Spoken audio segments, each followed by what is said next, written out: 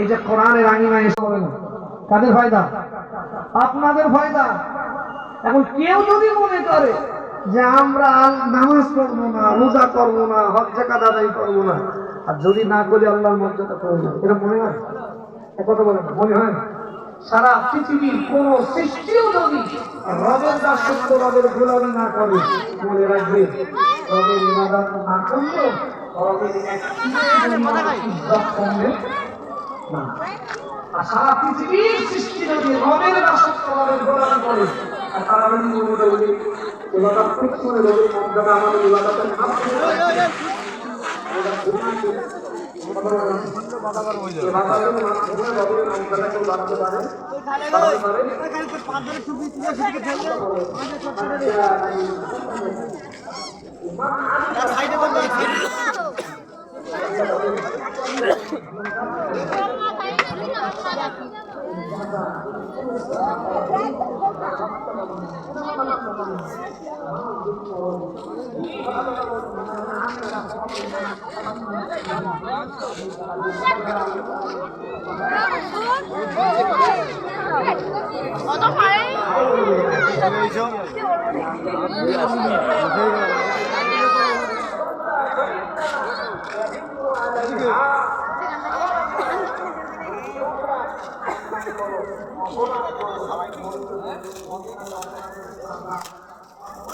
গেল কোথায় গেল?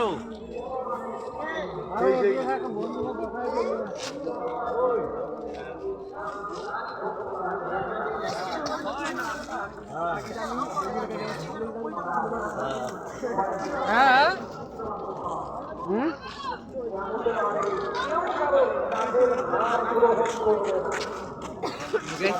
আসসালামু আলাইকুম ভাই।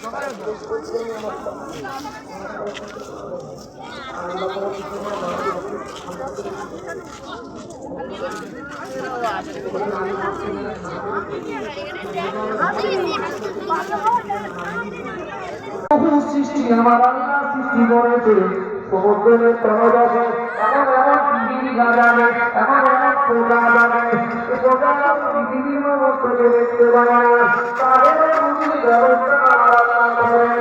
ও আল্লাহ বান্দারা,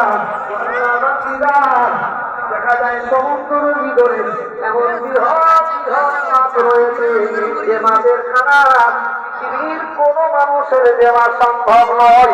দেখা যায় সেই মাছের খানাও আমার আল্লাহর পক্ষ থেকে পৌঁছে যায়। আপনারা সবাই জানেন নবী সুলাইমান আলাইহিস সালাম একটা দিন